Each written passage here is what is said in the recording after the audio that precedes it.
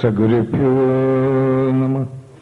ഓം സഹനാവതു സഹനോ ഭുനക്തു സഹ വീര്യം കരവാവഹൈ തേജസ്വിനാവധീതമസ്തു മാ വിദ്വിഷാവഹൈ.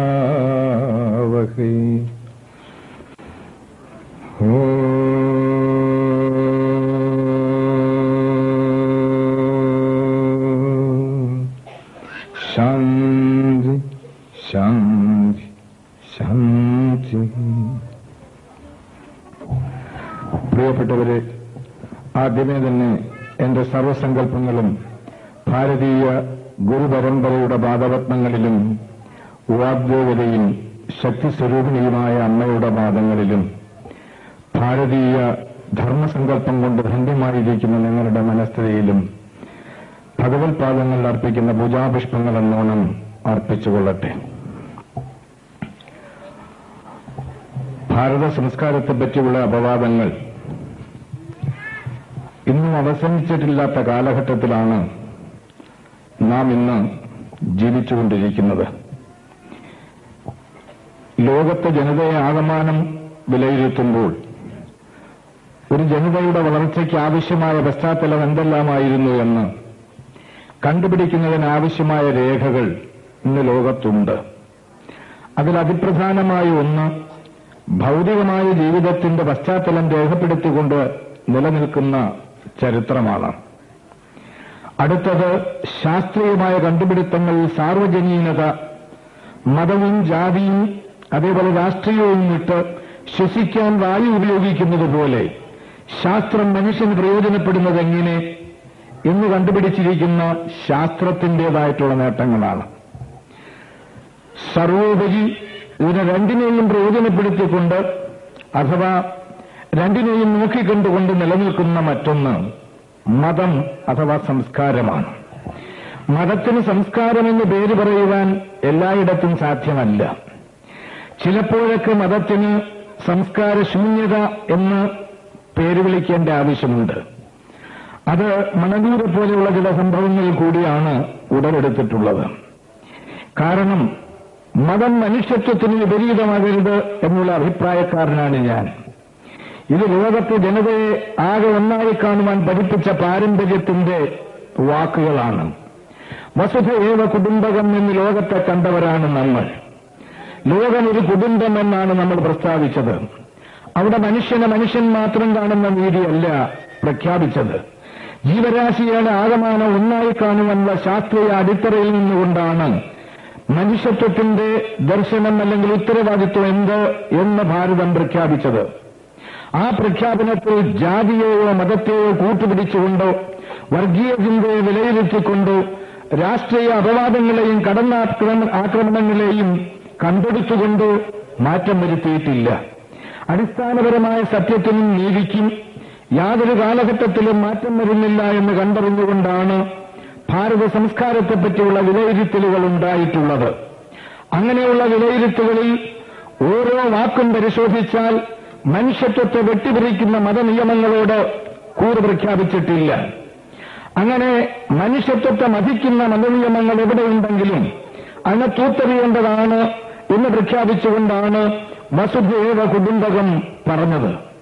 ഇന്ന് ഡിഫിക്കാരെ പൊക്കിപ്പിടിച്ചുകൊണ്ട് നടക്കുന്ന സ്വാമി വിവേകാനന്ദനെ പോലും എന്താണെന്നറിഞ്ഞുകൂടാതെ കൊണ്ടു നടക്കുന്നു. പോട്ടെ, അത് പിന്നൊരു സമയത്ത് ഞാൻ പ്രസ്താവിച്ചുകൊള്ളാം. ഏതായിരുന്നാലും അദ്ദേഹം പറയുകയുണ്ടായി, when the religion is taken out from the society, what remains is the brute. അതായത് മതം സമൂഹത്തിൽ നിന്ന് എപ്പോഴാണോ അടർത്തി മാറ്റപ്പെടുന്നത് പിന്നെ അവശേഷിക്കുന്നത് വെറും മൃഗീയത മാത്രമാണെന്നാണ്. അപ്പോൾ മൃഗീയതയെ മതം കൊണ്ട് ചെറുക്കണം എന്നുള്ള ഒരു ആശയമാണ് അദ്ദേഹം പ്രഖ്യാപിച്ചത്. അങ്ങനെയാണെങ്കിൽ മണലൂരിലെ മൃഗീയതയെ മതം കൊണ്ട് ചെറുക്കേണ്ട ആവശ്യം ഇവിടുത്തെ ഹിന്ദുക്കൾക്കുണ്ട്. പാർട്ടി ഏതാകട്ടെ ഹിന്ദുമതത്തിന്റെ സംസ്കാരം പാർട്ടിയിൽ കൂടി പ്രഖ്യാപിക്കുമ്പോൾ പള്ളിയിൽ വെച്ചല്ല ഹിന്ദു കല്യാണം നടത്തുന്നത്. കല്യാണം നടത്താൻ ആവശ്യമായ പ്രേരണകൾ ഇപ്പോൾ കിട്ടുന്നുണ്ട്. എന്റെ കൈവശം ഇപ്പോൾ തന്നെ ഒരു എഴുത്ത് കിട്ടി. പഴുവിൽ ക്രിസ്ത്യൻ പള്ളിയിൽ ഹിന്ദുക്കൾക്ക് മാത്രമായി ഒരാഴ്ചത്തെ ധ്യാനം ഇന്നു മുതൽ തുടങ്ങുന്നു. താമസം, ഭക്ഷണം സൗജന്യം, ഫീസ് 150 രൂപ. ഇതിൽ 2 ദിവസം ഉപവാസം, അതിൽ ലാഭം 70 രൂപ. ബാക്കിയുള്ളത് ലേലം വിളിക്കുമ്പോൾ നമുക്ക് കണക്ക് കൂട്ടാം. ഏതായിരുന്നാലും ഇപ്പോൾ കിട്ടിയതാണിത്. കാരണം ധ്യാനം എന്തെന്നറിഞ്ഞുകൂടാത്തവൻ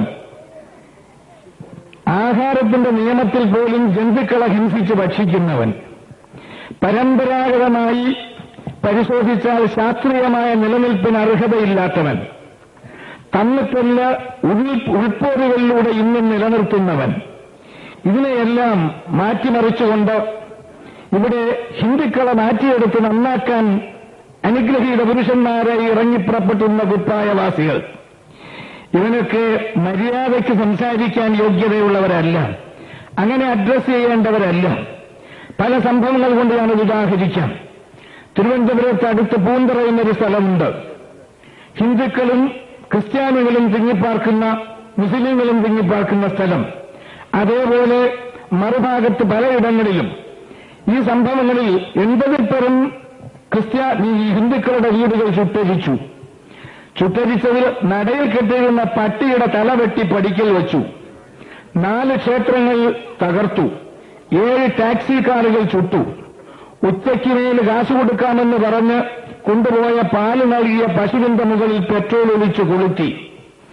ഇങ്ങനെ വിവിധങ്ങളായ സോഷ്യലിസ്റ്റ് പശ്ചാത്തലം ഒരുക്കിയെടുത്തപ്പോൾ കമ്മ്യൂണിസ്റ്റ് ചിന്തയ്ക്കോ സെക്യുലാറിസ്റ്റ് ചിന്തയ്ക്കോ അവിടെ തിരിഞ്ഞു നിൽക്കേണ്ട ആവശ്യമുണ്ടായില്ല. പ്രശ്നം ഹിന്ദുക്കളുടേതായതുകൊണ്ട് കൊല്ലത്ത് ഒരു മഹാക്ഷേത്രം ചുട്ടരിച്ചു. ചുട്ടരിക്കുക മാത്രമല്ല, ശ്രീകോവിൽ അടിച്ചുപൊട്ടിച്ചിട്ട് പൊട്ടാതിരുന്നത് ബാക്കി അവശേഷിച്ചു. അത് തീയിട്ടപ്പോ അവിടെ താമസിച്ചിരുന്ന ഒരു സ്വാമിയെ കൊല്ലാൻ വേണ്ടി എറിഞ്ഞ കല്ലുകൾ മുകളിൽ തങ്ങിയിരിപ്പുണ്ട്. ഇത് പോലീസും അതേപോലെ മറ്റുള്ളവരും റിപ്പോർട്ട് ചെയ്തിട്ടുണ്ട്. 50-പരം വീടുകൾ ചുട്ടരിച്ചു. അവിടെ ഉണ്ടായിരുന്ന സൈക്കിളുകൾ ചുട്ടു. അതേപോലെ തന്നെ പല തയ്യൽ മെഷീനുകളിലും കുളത്തിലേക്ക് വലിച്ചെറിഞ്ഞു. പാവങ്ങൾ കച്ചവടത്തിനിട്ടിരുന്ന മരച്ചീനി, ആ കടകൾ അടക്കം മുഴുവനും വെന്തുമൂറി. അതിന്റെ ഇടയ്ക്ക് 2 കന്യാസ്ത്രീകൾ നിൽപ്പുണ്ട്. ഇത് ചെയ്തത് അവിടുത്തെ ഒരു പള്ളിയിൽ നിന്നാണ്. ആ ചെയ്തത് തെറ്റാണെന്ന് DGP അവിടെ സന്നിഹിതനായിട്ടുണ്ട്. അദ്ദേഹത്തെ മറ്റുള്ള പോലീസുകാരെനിക്ക് പരിചയപ്പെടുത്തുകയായിരുന്നു. ഞാൻ പറഞ്ഞു, പരിചയത്തിന്റെ ആവശ്യമില്ല, ഞങ്ങൾക്ക് ഇദ്ദേഹത്തേക്ക് നേരത്തെ അറിയാം. ഒരു കാര്യം മാത്രം ഞാൻ ഇപ്പോൾ ആവശ്യപ്പെടുന്നു. ഞാനിവിടെ നിന്ന് വാച്ച് നോക്കുമ്പോൾ 10ാമത്തെ മിനിറ്റിനുള്ളിൽ ഈ കന്യാസ്ത്രീകൾ ഈ സ്ഥലത്ത് നിന്ന് മാറാത്ത പക്ഷം ഇവരടക്കമുള്ള ഒരു ശ്മശാനം ഇവിടെ സൃഷ്ടിക്കപ്പെടും. അല്ലെങ്കിൽ ഉടൻ തന്നെ ഇവിടെ നിന്ന് മാറ്റി കൊണ്ടുപോകാൻ നിങ്ങൾക്ക് കഴിയണം. കാരണം ഇത്ര ഹീനമായി അനേകങ്ങളെ ചുട്ടരിച്ചിട്ട് ജപ്പാൻകാർ കൊടുത്ത, കണ്ണു കാണാൻ വയ്യാത്ത, അവിടെ പാടിക്കൊണ്ടിരുന്ന ഒരു പെൺകുട്ടിക്ക് കൊടുത്ത മൈക്കിന്റെ മുഴുവൻ സാധനങ്ങളെയും ചുട്ട് അതിന്റെ യൂണിറ്റുകളെയും എരിച്ചു കളഞ്ഞിട്ട് അവിടെ നിന്നുകൊണ്ട് സോഷ്യലിസം പ്രസംഗിക്കുന്നു. സെക്യുലാറിസത്തിന്റെ ഭാവനയിലും സ്വപ്നത്തിലും ജീവിക്കുന്നു. മത ഐക്യം പ്രഖ്യാപിക്കാൻ കാശ് കൊടുത്ത് മതസമ്മർദ്ദ റാലികൾ സംഘടിപ്പിക്കുന്നു. മതത്തിന്റെ ഐക്യത്തിൽ നിന്നല്ല, സമ്മർദ്ദ റാലിയാണ്. സമ്മർദ്ദ ലാറി എന്നാണ് ഞാൻ പേര് കൊടുക്കുന്നത്. കാരണം ലാറി കയറ്റുന്നതിനുള്ള കാശും സമ്മർദ്ദവുമാണ് പുറകെ. ഇതെല്ലാം ചെയ്യുന്നുണ്ട്. ഇതിനെല്ലാം കമ്മീഷൻ വയ്ക്കണമെന്ന് ആവശ്യപ്പെട്ടു. കമ്മീഷൻ റിപ്പോർട്ട് വന്നു. ആ റിപ്പോർട്ട് വന്ന സമയത്ത് ഒരു ഹൈ പവർ കമ്മിറ്റി ഉണ്ടാക്കാൻ തുനിഞ്ഞു. ഹൈ പവർ കമ്മിറ്റിയുടെ ആവശ്യം എന്താണെന്ന് ചോദിച്ചപ്പോ ഇനി ഇത്തരം അസുഖങ്ങൾ ഉണ്ടായിക്കൂടാ. കാരണം എരിയുന്നത് മറുഭാഗത്ത് സംഭവിച്ചുകൂടാ. ഹിന്ദുവിന്റെ എരിഞ്ഞു കഴിഞ്ഞല്ലോ. ഇനി സാധിക്കേണ്ടത് സാധിച്ചു. ഇനി മറുഭാഗത്ത് സംഭവിക്കാം